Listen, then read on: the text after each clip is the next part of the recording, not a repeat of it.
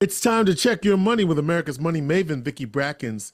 Vicki Brackens is the president of Brackens Financial Solutions Network, LLC, and a registered representative of LPL Financial, member SIPC. Vicki, how are you doing on this great Sunday morning? George, thank you. I'm doing quite well on this great Sunday morning, as you say.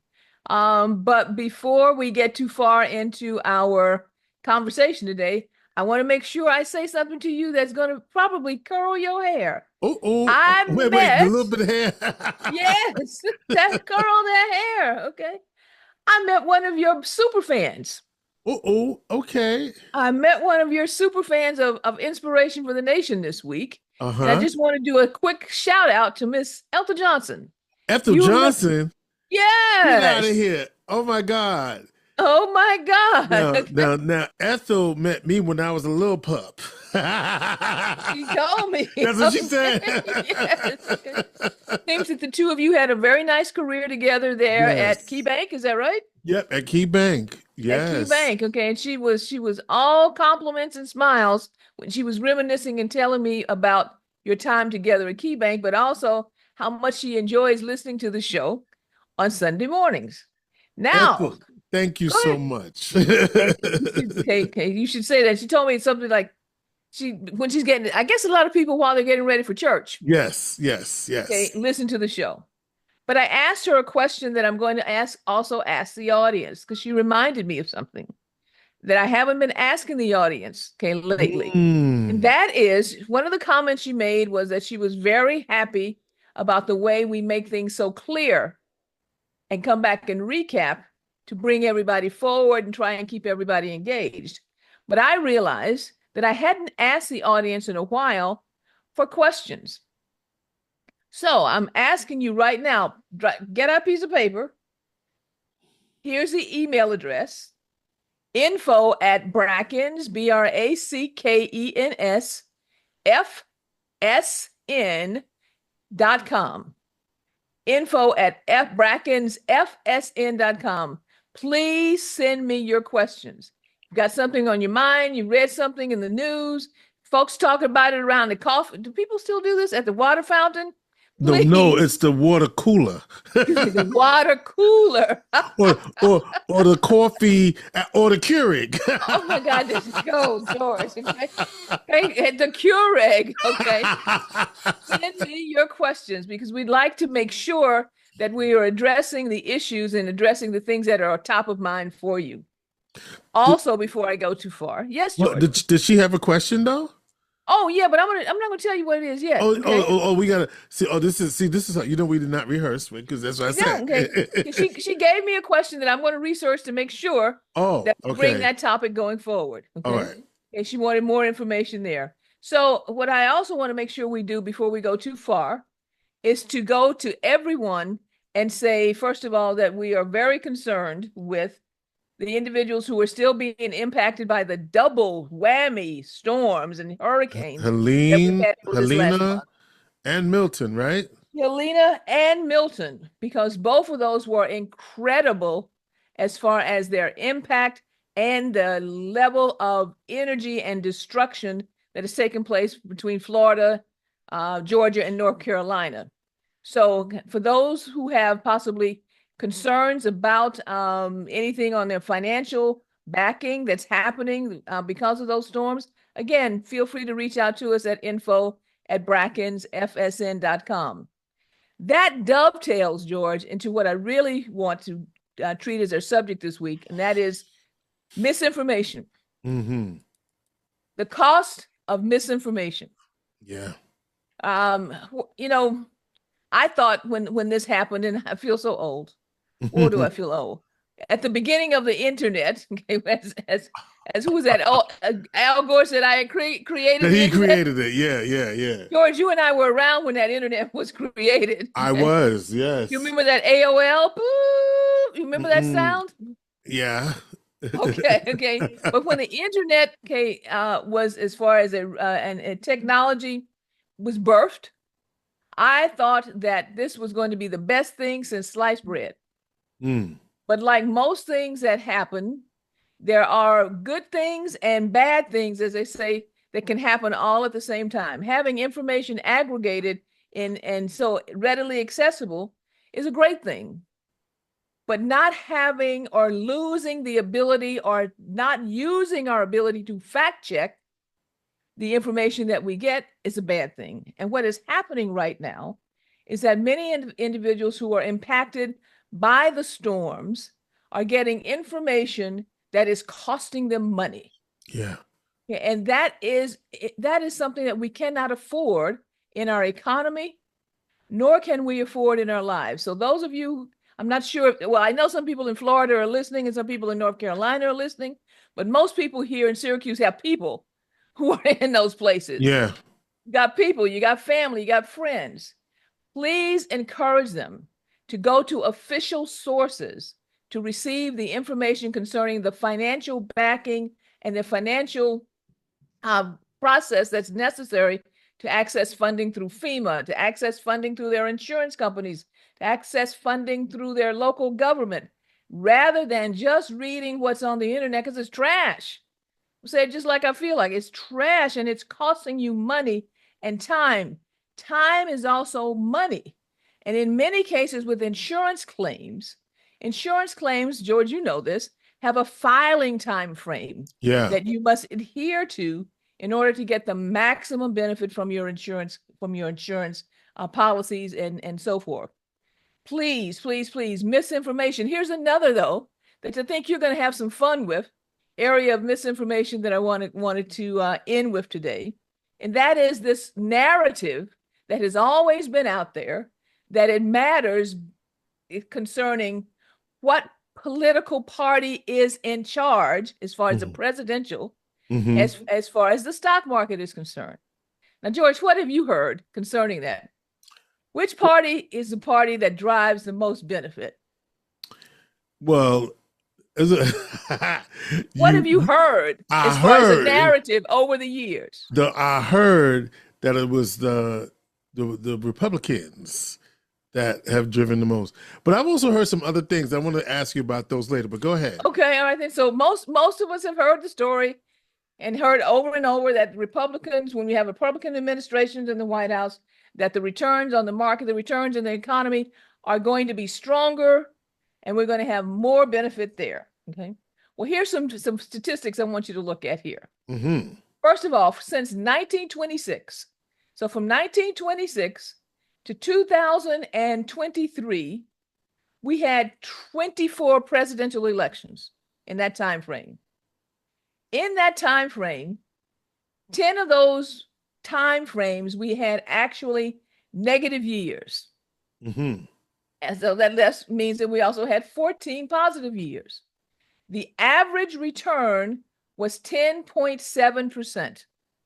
Remember that number, 10.7%. Got it. The highest return was 54% for an election year period, the lowest being minus 14.7. Which ones do you think had the highest years, Republican or Democrat? Well, since we're talking about the cost of misinformation, I would say it's going to be Democrat. The highest was 54%, and that was Democratic. And the lowest was minus 14.7%, which was a Republican year.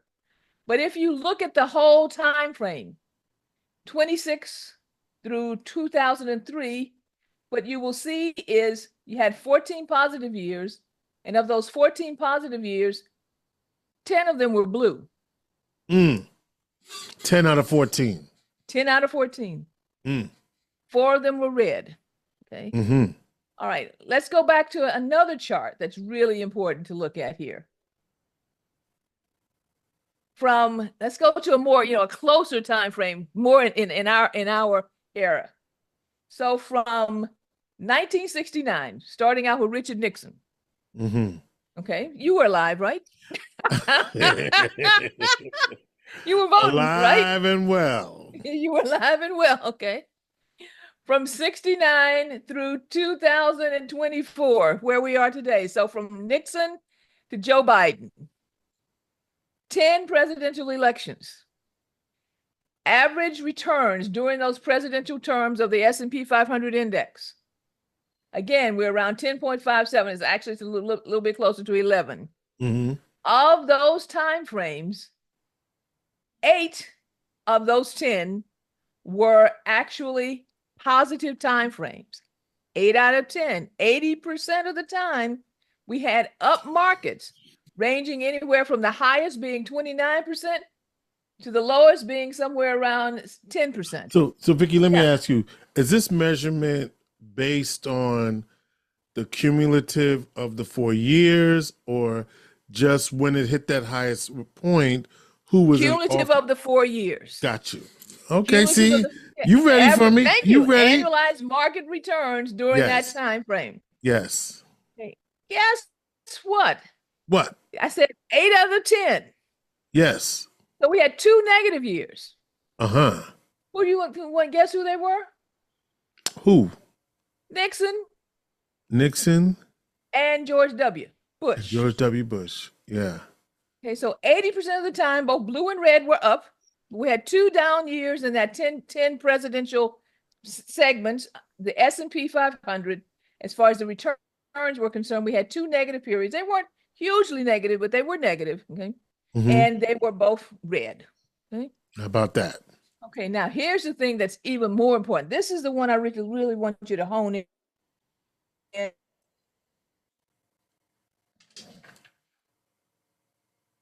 When it's a Republican administration, because I was going to do a whole lot better, or I'm going to invest my money when it's a Democratic administration because we'll do a whole lot better. So if you took $1, put it into the market, starting out in February of 69, all the way to December of 2023, and you only invested during a time period when you had a Republican administration, and then you took your money out when the Democrats came into play and put it into treasuries. And then you put it back in when Republicans came into play, then took it out again. Or did the same thing. You put it into the market when Democrats came into, took it out when Republicans came, put it back in when Democrats, took it out when Republicans came.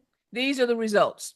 That dollar from 69 to 23, and using that strategy with Republicans, you would have had $19. But over that time period, $19. Okay. wow. If you did it during the time period when you had Democrats, you would have had $127. But here's the most important thing. If you just invested the money and you left it in there and you did nothing else and you didn't go through all of these gyrations trying to figure out which administration is going to be more favorable to me, you would have $223. Here's my point. Stay invested. Stay invested. Yes, there are tax policies that are going to be different, and those are things that can be controlled through your financial planning. And you and your financial planner can work through strategies to make sure you keep as much as you possibly can of what was earned, but don't pull it in and out of the market because you believe that one party or another is going to be more favorable, which the numbers actually haven't shown that to be. In fact, it's shown it to be totally opposite of the narrative. But the key is stay invested. Because if you kept the money in both through Democratic administrations and through Republican administrations, you would have had a boom of return through all market conditions because capitalism always works. I'm sorry. Some people Okay. don't like that, but I know some people don't like it. We are going to make money when we are going to make money. We figure it out. Sir. Stay invested. George, you got that? I got it. Okay, so I've given you some things in the past. Zero, no more. Remember Zero, that? no That's one of more. our mantras. Okay. Here's the next one. Stay invested. Okay. All right. So if you have questions on how or want any additional information on what's happening in market conditions, what's happening concerning tax policy, which we are going to talk about some changes that may be coming down the pike, but what you should consider as far as all of the things around your retirement planning, and send us your questions. Send us your questions or reach out to me at area code 315-930-4499.